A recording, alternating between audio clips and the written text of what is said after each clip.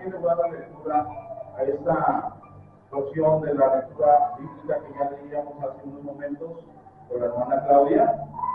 Solo que yo voy a leer solamente del 46 al 53, que es donde se relaciona este mensaje de esta mañana. ¿Sí? Escuche, hermano, esta palabra. Déjeme decirle algo antes de entrar en materia, hermano, porque si usted entiende esta palabra y la comprende, no se necesita ni predicarla, hermano. Este es un mensaje de los que, me decía mi maestro, es un mensaje de los que se predican solitos. Si usted le entiende la palabra y si usted comprende y le da esa textura, la saborea, hermano, el mensaje se predica solo, ¿sí? Pero, por ende, bueno, pues vamos a exponer la palabra porque así está confinado de que debemos de predicar la palabra para enseñanza, hermanos. Así es que voy a darle lectura, hermano, escuche muy bien. Dice así, Juan 4, del 46 al 53. Vino pues Jesús otra vez a Caná de Galilea, donde había convertido el agua en vino, y había en Capernaum un oficial del rey, cuyo hijo estaba enfermo. Cuando oyó que Jesús había llegado de Judea a Galilea, vino a él y le rogó que descendiese y sanase a su hijo, que estaba a punto de morir. Entonces Jesús le dijo: si no viereis señales y prodigios, no creeréis. El oficial del rey le dijo: Señor, desciende antes que mi hijo muera. Jesús le dijo: ve, tu hijo vive. Y el hombre creyó la palabra que Jesús le dijo y se fue. Cuando ya él descendía, sus siervos salieron a recibirle y le dieron nuevas diciendo: tu hijo vive. Entonces él les preguntó a qué hora había comenzado a estar mejor, y le dijeron: ayer a las 7 le dejó la fiebre. El padre entonces entendió que aquella hora era la hora en que Jesús le había dicho: tu hijo vive, y creyó él con toda su casa. Oremos, hermanos. Padre, gracias, Padre, nuevamente le doy por estar en este lugar, Padre. Gracias por mi vida, gracias por la vida de todos mis hermanos, Padre, de esta iglesia que está congregada hoy. Gracias por la asistencia, Padre. Gracias porque dejaron todo aquello que nos quita de estar en su presencia, Padre, para venir a escuchar de su palabra.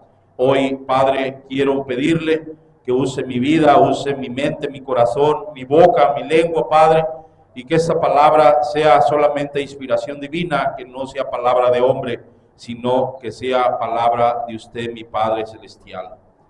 Gracias, Padre, por darme esta oportunidad de exponer esta palabra para su pueblo. En el nombre de su Hijo Cristo Jesús, oramos. Amén. Amén. Hermanos, este pasaje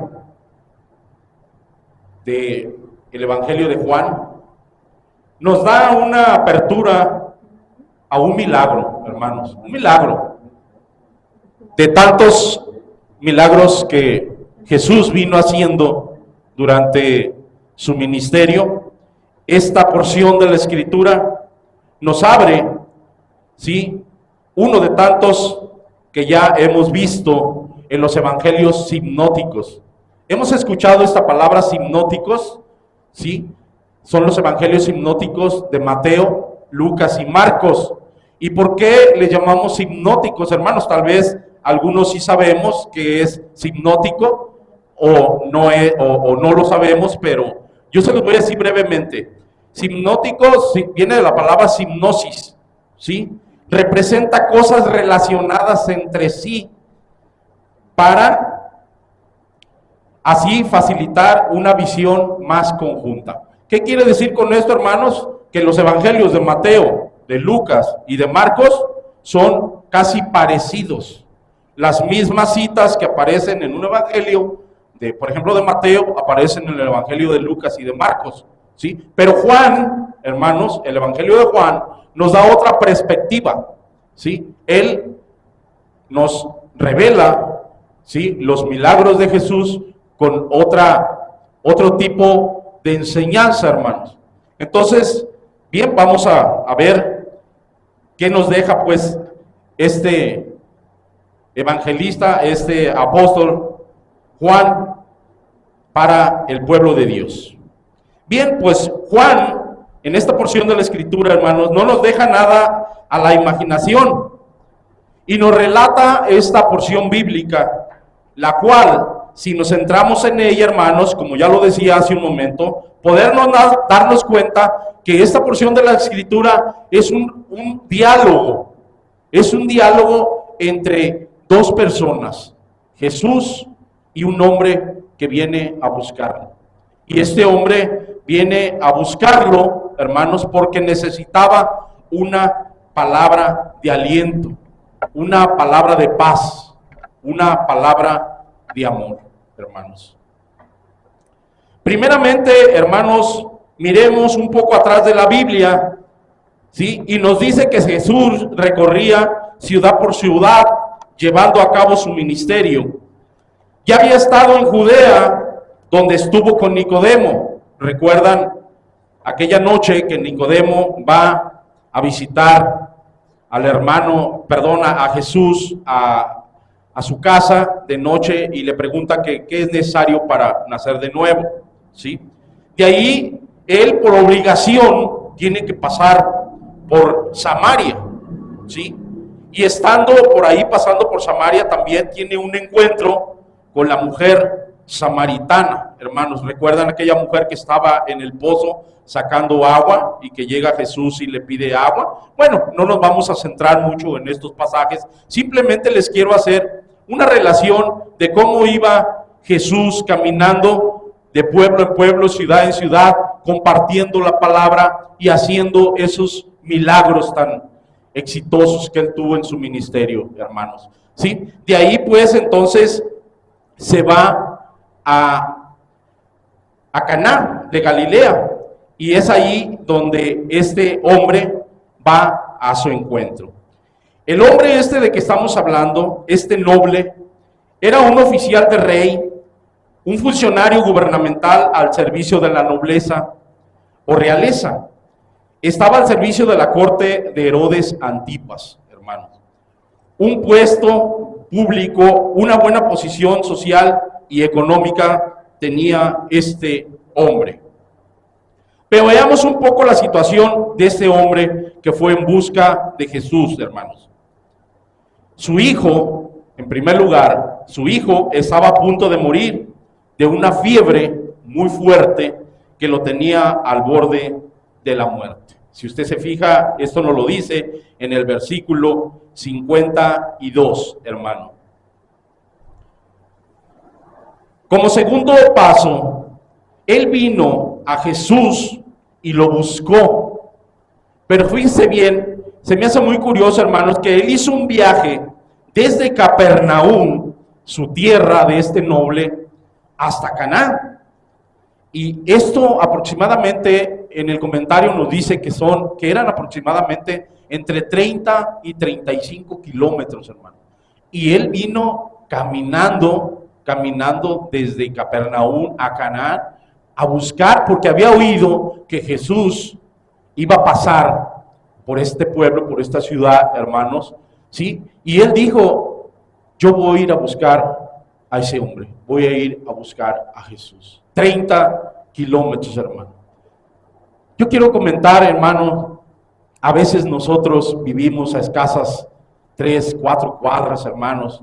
No creo que nos lleve más de 1 kilómetro o 2 kilómetros y se nos hace a veces tedioso, se nos hace a veces difícil venir a buscar a Jesús para pedir apoyo, para pedir una palabra, para pedir un consuelo, para pedir confortamiento, hermano. ¿Se imagina este hombre cómo estaba o cómo se sentía de preocupado para haber caminado 30 o 35 kilómetros y venir en la ayuda o a pedirle ayuda a Jesús para que sanase a su hijo que estaba enfermo, hermanos? Bien, enseguida nos dice pues que este hombre rogó a Jesús que descendiera a su casa para que curase a su hijo. Ya lo leíamos en la escritura, que su hijo tenía una fiebre muy fuerte, por la cual estaba a punto de la muerte, hermanos. Entonces, él rogó a Jesús que descendiera a su casa para que le llevara la sanidad a su hijo, hermanos. Y nuevamente, después de escuchar la respuesta de Jesús, hermanos, ¿sí?, él insistió a Jesús descender con él antes que su hijo muriera. Antes que su hijo muriera, hermanos. Esto, hermanos, habla o nos dice lo preocupado que estaba el hombre por su hijo. Él estaba inmensamente preocupado porque su hijo estaba al borde de la muerte. Hermanos, ¿cuántos padres de familia estamos hoy aquí reunidos pidiendo, orando, suplicando a Jesús por nuestros hijos y nuestras hijas?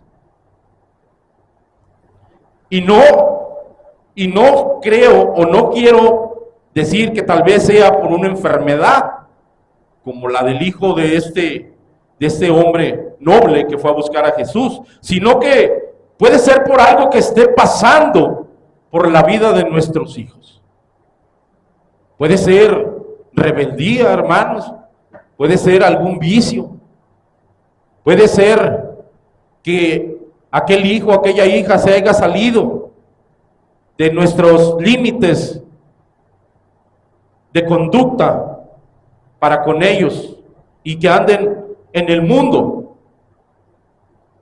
sin son ni ton, hermanos. No es precisamente que vengamos a pedirle a Dios que sane a nuestros hijos de una enfermedad, o puede ser también el caso, pero también puede ser el caso que estemos orando y estemos pidiendo por la sanidad espiritual de aquellos.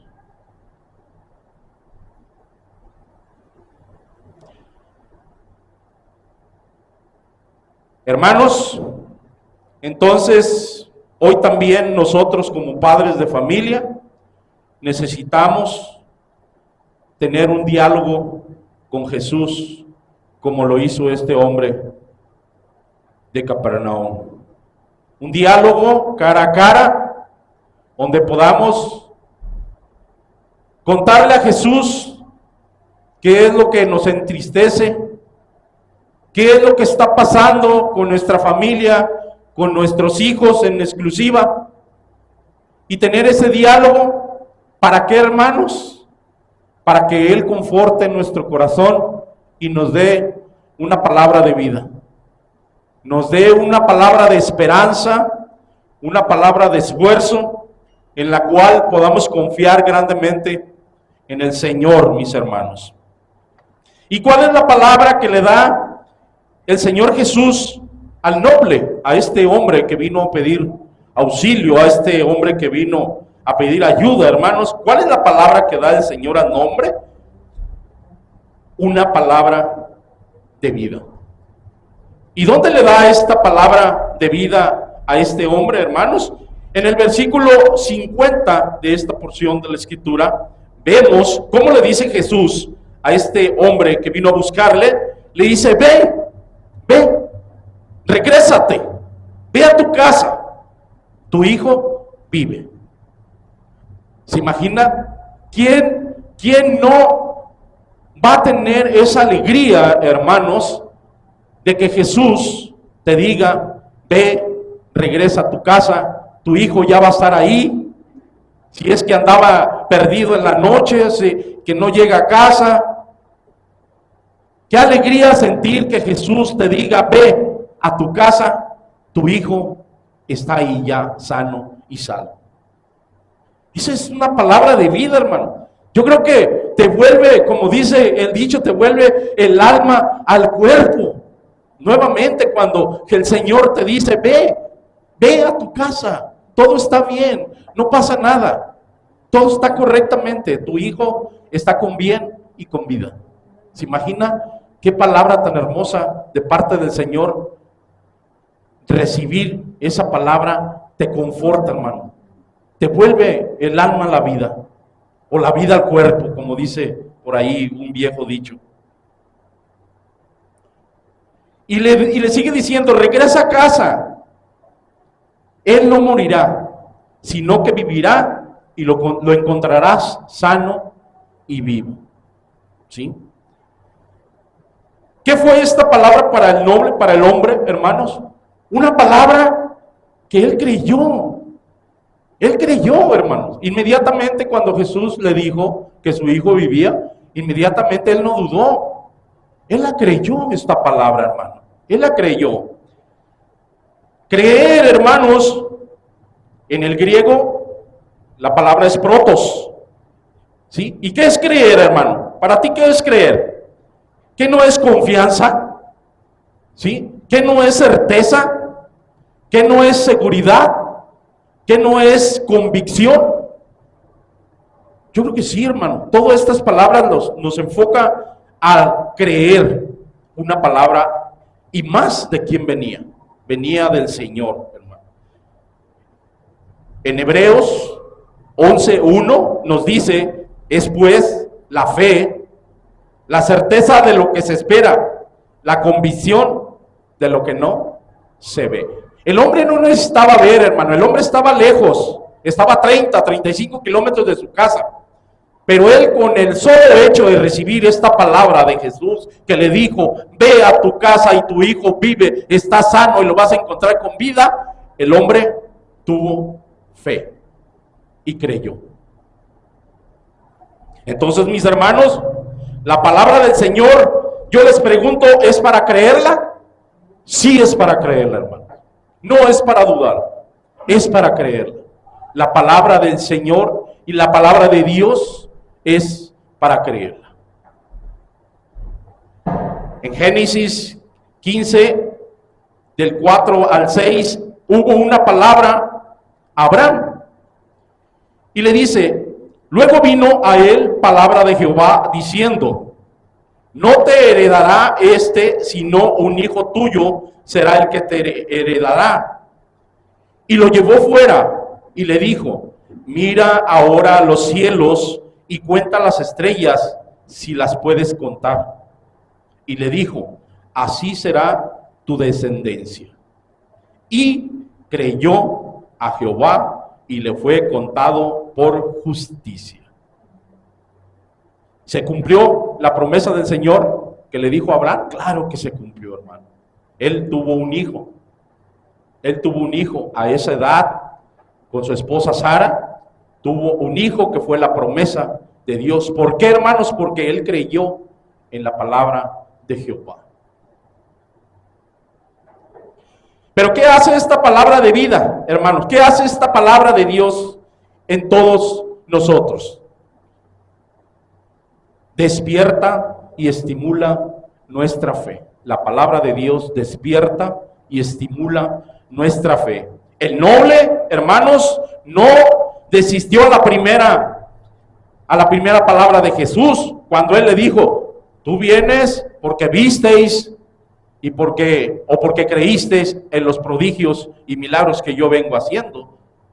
Por eso vienes a que yo vaya a tu pueblo o a tu casa a curar a tu hijo. ¿Sí? Pero este hombre no se fue con esa palabra, no desistió, hermano, sino que volvió a insistir con esa fe, con esa convicción, con esa creencia que Jesús iba a sanar a su hijo, porque él tuvo esa gran fe, hermanos. En Romanos 10:17 nos dice, así que la fe es por el oír, y el oír es por la palabra de Dios. También, hermanos, esta palabra de vida que le dio Jesús a este hombre, fue una palabra de obediencia. ¿Se fija? Todo lo que encierra esta palabra en sí. La palabra que le creyó al maestro, este hombre, la obedeció. Si usted se fija en el versículo, él volvió a su casa, no se quedó ahí, esperando a ver qué sucedía. Él, en cuanto le dijo, ve a tu casa porque tu hijo está sano y vive, él inmediatamente hizo de nuevo el recorrido hasta su casa. Empezó a caminar otra vez. Entonces, ¿qué dice aquí la escritura? Que obedeció. Obediencia. ¿Sí? Así que esta palabra también nos da obediencia. Él regresó con fe y obediencia, y además con una palabra que le trajo paz a su corazón.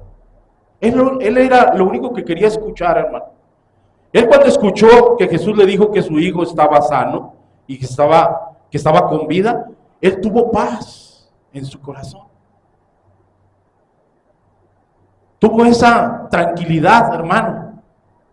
Yo creo que el venir a la congregación, hermanos, al venir al templo, a adorar, a alabar, a escuchar la palabra, hermanos, es el propósito de que nosotros, cuando salgamos de aquí, salgamos con esa paz, con ese gozo de venir a congregarnos a la iglesia con los hermanos.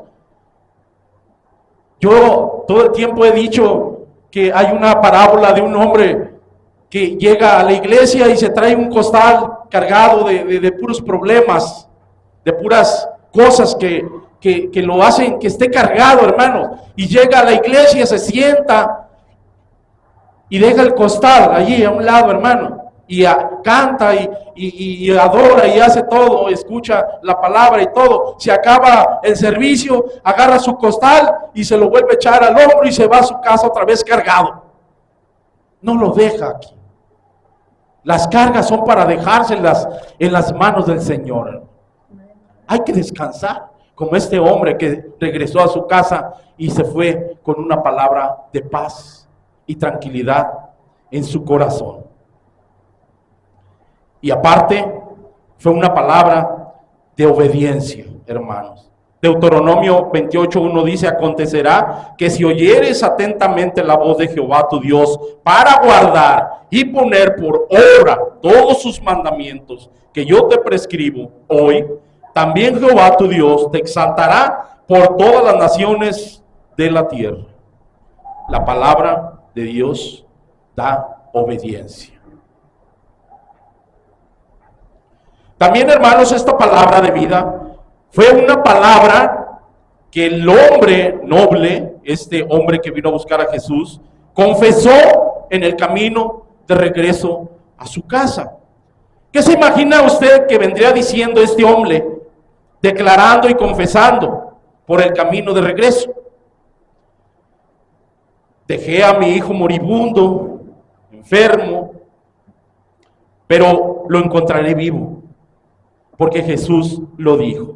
¿Se imagina usted, hermano, cuando algo le pasa a alguien de su familia, y en especial a uno de sus hijos, cuando usted lo anda buscando, por decir así, o que le dijeron que está en algún lugar o algo, y que alguien le da esa palabra, le dice: no, regrésate a tu casa, tu hijo ya está en tu casa? ¿Se imagina ese alivio, hermano, en el camino? ¿Qué va usted pensando? ¿Qué va usted diciendo? Ya me dijeron que mi hijo está con vida, que mi hijo está en casa y que está bien. ¿Se imagina qué tranquilidad, qué paz siente uno dentro de su corazón, hermanos? Porque uno refiere a sí mismo y se dice uno mismo: lo encontraré sano y vivo, porque el gran maestro me lo dijo. Así decía este hombre noble, porque el gran maestro me lo dijo. Entonces, hermanos, la palabra de Jesús, ¿qué hizo en este hombre noble? ¿Qué proporcionó? Primero, como a cada quien de nosotros podía pasarle, hermanos, generó paz en el corazón y en su vida. Generó paz en su corazón y en su vida. Y yo le pregunto en esta mañana, hermano, ¿cómo estaba este hombre cuando llegó a Caná en busca de Jesús? ¿Cómo estaba? ¿Cómo se lo imagina usted que haya estado ese hombre? Triste, acongojado, apachurrado, como lo podemos decir, apachurrado, hermanos, porque él iba a buscar a Jesús, porque su hijo estaba en cama, estaba muriendo, tenía esa fiebre, no sé de cuántos grados, pero estaba al punto, estaba al borde de la muerte. Entonces usted se imagina cómo estaba desesperado, preocupado, inquieto, atemorizado. Todo esto, hermano, todo esto nos sucede cuando usted es padre de familia y tiene un hijo que está enfermo físicamente o está enfermo también espiritualmente. Todo esto los padres sentimos, hermano. Estamos apachurrados, estamos atemorizados, estamos inquietos, nerviosos.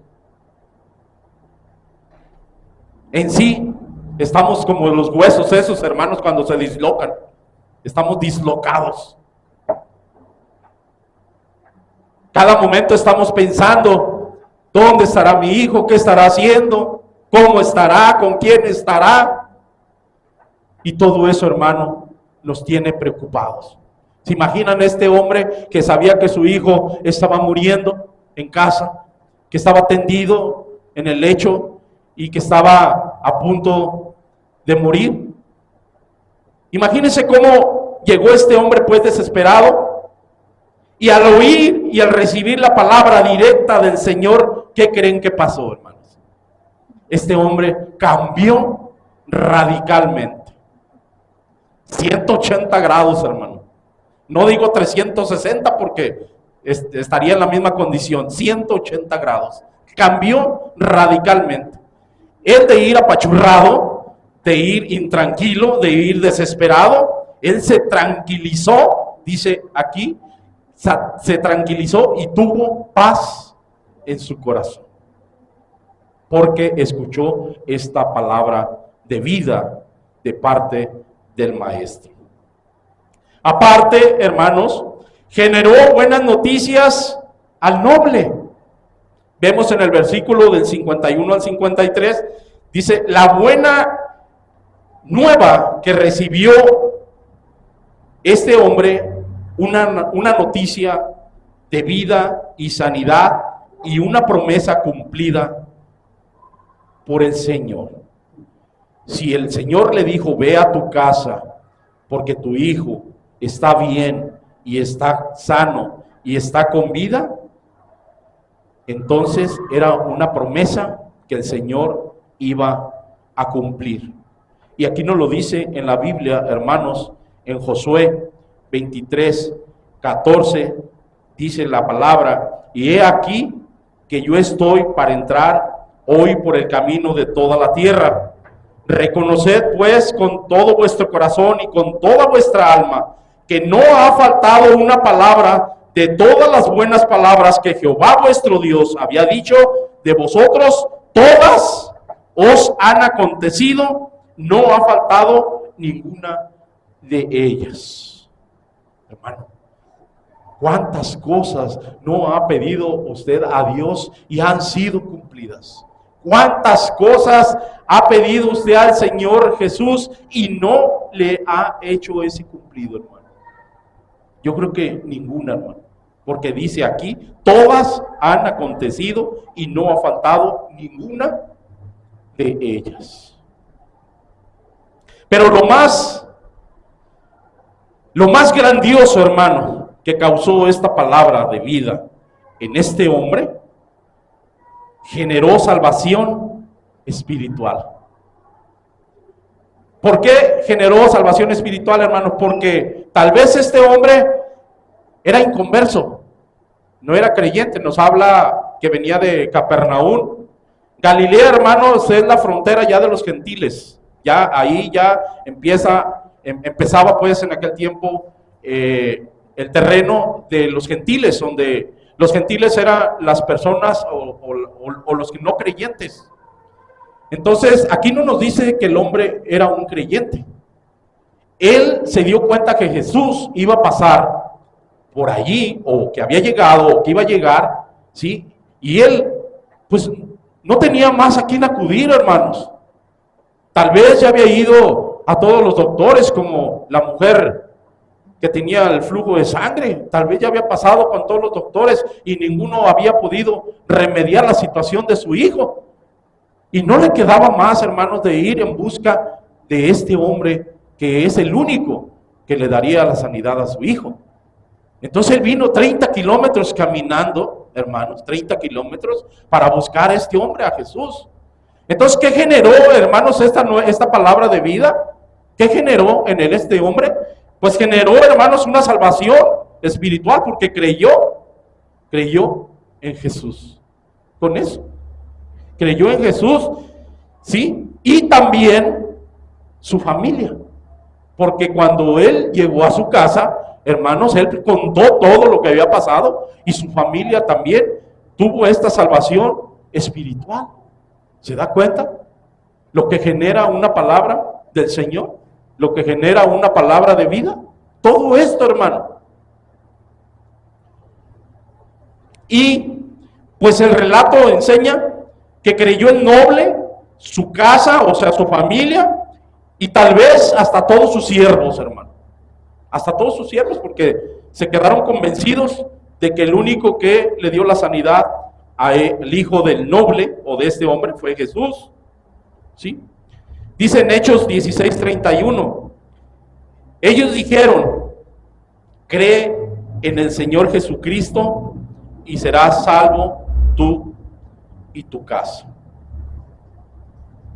¿sí? Y creyeron, hermanos, porque Él les demostró, si volvemos un poquito atrás a esta porción, hermanos, si recuerdan cuando Él llegó, ellos le dijeron una buena noticia y le dijeron, tu hijo está sano, tu hijo vive. Y Él les pregunta, solamente para relacionar o para confiar en lo que Jesús había dicho, le dijo, ¿y como a qué horas mi hijo empezó a estar mejor? Y ellos le dijeron, como a las 7 de la tarde empezó a bajar la fiebre y lo dejó. Entonces él reconoció que a esa misma hora Jesús le había dicho, ve a tu casa y tu hijo está sano y con vida. Ahí entonces él comprendió, amarró cabos de que se había hecho el gran milagro de Jesús para con su hijo, hermanos. Entonces esto vino a traer pues salvación espiritual a este hombre, a su casa, a su familia y posiblemente hasta sus siervos, hermano. ¿Se imagina lo extenso que se fue esta palabra de vida dada a este hombre? Hermanos, quiero concluir este breve mensaje, hermanos.